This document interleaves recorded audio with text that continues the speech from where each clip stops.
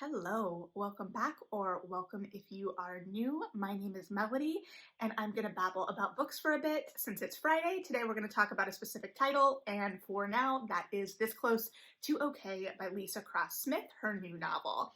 This novel follows two characters intimately within two dual points of view, though how she utilizes those points of view are slightly different for both characters.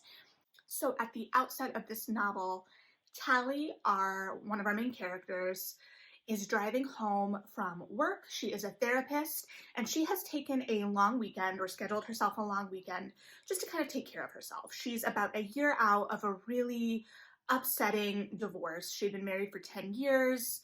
There was an affair involved. There were issues of infertility, and she's just taking this time to kind of recenter herself. It's Halloween weekend. Her brother has a big party coming up on the weekend, Saturday, and so she just is going to take the time. But on the way home, she is driving over a bridge, and I think this is set in Louisville. So she's driving home, and a man is on this bridge, and the assumption is that he is going to commit suicide, or that is his goal. So this book deals with mental health and suicide ideation. So if that is something that is going to be hard for you to hear about, this is going to be a pass for you, and please take care of yourself and continue on. And I'm sorry if anything I've said up until now has upset that. So she talks him down from the bridge and takes him for coffee, and then they end up spending the weekend together. The mystery of what got Emmett, as we come to know him, onto that bridge and what exactly is going on is the center of the story. And it's also interesting because it's a play on, at least in my view, like that Good Samaritan setup, but also like a woman is bringing a strange man into her home and she knows nothing about him. So the way that initial scene was written, it talked about him being on the bridge. It focused on this backpack that he has that becomes a focus throughout the story of like what exactly is going on with that backpack. And that backpack is kind of a physical manifestation of the uncertainty or mystery of what exactly is going on. So what got him to that bridge is the mystery in terms of what led up to that and who exactly he is, but his mental health is not in a good spot. And that is just a fact. So there's no mystery around that aspect. And Tally is a therapist, but she does not disclose this to him. So she speaks in therapist language a lot, but kind of buries it in this getting to know you setup. And that makes sense because she's brought this strange man into her home. So the book takes place over the course of a weekend from that Thursday evening through Sunday. So the condensed timeline really works for this because one of the things I talked about when I talked about being or anticipating this novel in my February anticipated reads was based on Lisa Cross Smith's short story collection, So We Can Glow, which I did pull off my shelf because I'm going to reference some things, and her ability to write stillness in a compelling way. So this book has a lot of that stillness and is a lot of description that's going to place you in this very specific suburb. And that was the case, obviously, in this book. So the condensed timeline of this weekend helps keep that more active and contained, right? If you know we're only looking at the swath of this weekend, it doesn't feel like we're floundering in this stillness as much. And a lot of the back and forth between our characters, a lot of revelations between them is set up through this getting to know you dialogue. So not as exactly as active, which it made me think a lot in terms of, because I just read the project and talked about that last week. And one of my critiques there was the interview setup felt like it wasn't the most active way in, or there was something else I kind of wanted, even though the more I think about that, I don't think I was completely fair. I think that Courtney Summers was doing a very subtle pull in. I still think that a lot of my statements still stand, but this is a different book, right? So the conversation is going to reveal a lot about these characters, even though there's not really much happening. They're going to lunch at the Irish pub, and these buying fancy candles, watching Funny Girl. So there are these small moments, but she also imbues them with such a specificity. She is really good at using cultural signposts or pop culture, although not pop culture all the time, to really reveal character. So she's very specific in the songs that are playing, what pieces of art our characters like. There's a talk of Tally being obsessed with the hands of Michelangelo's David. So there's a layer or a level of detail there that takes things that feel like they could just be, yeah, my character's favorite food is macaroni and cheese, not mentioned at all in this book, right? But makes it a more dynamic way of revealing character. And this comes across a lot in the description.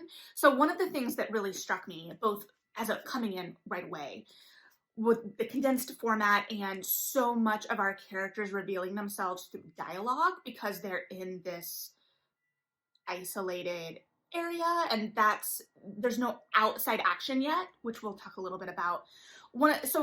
Immediately I'm like, okay, how is this dramatic from like a stage standpoint? Again, I have a theater background, so I promise this has a point. So she has these moments of description, and it does come back a little bit. I know in my anticipated February video, I mentioned a story in her short story collection that I still think about and really resonated with me and was different in terms of form. And I saw some of that in this novel, so that's why I want to talk about it just a little bit. The short story is called Girl Heart Cake with Glitter Frosting. And the way it's set up is it's just a bunch of references. So I don't want to ruin the story. I'll read just the first line. Possible ingredients: too much black eyeliner, roses, champagne from a can, champagne in a bottle, Music to Watch Boys To by Lana Del Rey, pink lavender cigarettes. And I don't think my emphasis was particularly in the right places in that, but that's kind of what it's doing. And there are moments in this book where it's like a similar type of description. This is most evident in Emmett's point of view, and it usually comes in parentheticals, and it lists just very staccato observations, but these very staccato observations then paint a really broad and full picture and really are able to place you in a moment in a way that I didn't anticipate from something so simple and to the point. And it doesn't leave me feeling like the narrative is staccato or have an off-kilter pace to it with that for me. It does as the book goes on start to feel a little odd. Like at first I was really engaged with it, and as it kept happening, I started to question it a little bit more because I was ready for more dynamic stuff. It was the established stylistic conceit, and it is explained late in the book. And I'm going to try and do this as non-spoilery as possible, so I'm not going to spoil any of like the answers. But we do find out that that observation is a coping mechanism of sorts for our character, and that it also is somewhat rooted in his interactions with other people who have been in the theater. And he has at least run lines with people, and it seems to be a very theatrical, like stage direction type way of doing things, which I think is why it's in the parentheticals. This is where the theater thing comes in. There's no like hard and fast, but generally with stage directions, you're not trying to be, you don't want to be too prescriptive, right? There's a reason your play is a play and not a novel, and too much description is not trusting your design team. So you want just enough description to really set the world that you are wanting and is necessary to tell the story and make and create the mood, but you don't want so much that it goes on and on. Now, the caveat of this is you've read a lot of like published scripts, like these the dramatists scripts. They tend to have a little bit more specificity in their stage directions. It's usually published based on the original production. So often they are taking the script of like, I think the stage manager, who's gonna have a lot more specificity in terms of like downstage left and this character turns here, because they have to call the show based on these moments in the script. And they also are in charge of the blocking and keeping the blocking. So that's a lot to say, that this one very specific thing that for me became this huge other thing, in that these parentheticals, to use like really descriptive observations, staccato, so they're maybe a little bit like stage directions, but to me they're more stage directions that you would find in like a published script of a first production, rather than necessarily maybe how a playwright would first write the stage directions. This was set over Halloween weekend, and it felt like Halloween weekend to me, right? We saw the pumpkins. We talked about very specific autumn candles. We went to a Halloween party that was very specific. And that was another thing, in that the Halloween party is where we kind of start seeing the outside world encroaching on this insular world that our two characters have created. And this is where things start to kind of spin out of control and become more active. So the first 2/3 of the novel are kind of this getting to know these two characters kind of creating this world between the two of them. And then that Stasis is upset by this party. But this party was so good. And I don't know if it's that I've been in quarantine for too long, or isolation, or whatever we want to call it, but it felt like a Halloween party, right? She took us through all the different rooms as Tally's entering the party, and she sees her sister-in-law, talks to her sister-in-law, she's searching for her brother. She doesn't know what her brother is dressed as because he refuses to tell her his costume, and so she like happens on some couples making out in a bedroom, or maybe more, and she happens on her cousins who think that they may have seen him over here, and then she finally finds her brother, and he's in a big Bigfoot costume. Not the best descriptor, but he's handing her another beer right as her beer runs out, and handing Emmett another beer right as his beer runs out. And then they're dancing, and it talks about ABBA playing and the kind of level of drunk they're at and how they're dancing at that moment. And it's just, it puts you in this place without it feeling like the descriptions are overbearing or it's too flowery in its language. She uses this very staccato specific language, I think, one, because it puts you in this specific place, but two, it does it without feeling too much, because this is a shorter book. It does move quick. So we don't sit too long in anything. And I think that's how it keeps from feeling too stale and overwrought, because it would be easy to get too mired in these secrets on both sides, because they're both telling each other untruths. They're both holding things back. They're both dealing with grief from different things in their lives. It explores that idea of how quickly we can get to know someone. What does it mean to get to know someone? What is that human connection? What is the purest form of that? How can we help others and help ourselves as well? What's the line between giving all of yourself to someone else and still protecting yourself? And so this like desire to experience the full breadth of life and the small joys of life, she communicates without saying, but think of all these small things, right? Like, think of that pumpkin spiced latte, and think of that autumn candle, and think of a little bottle of champagne at a party. And That's not to say that the grief of these characters, specifically of Emmett, isn't awful and real, because we do find out what happened to him and what's kind of going on. And I will say that that was almost a little rushed in a way.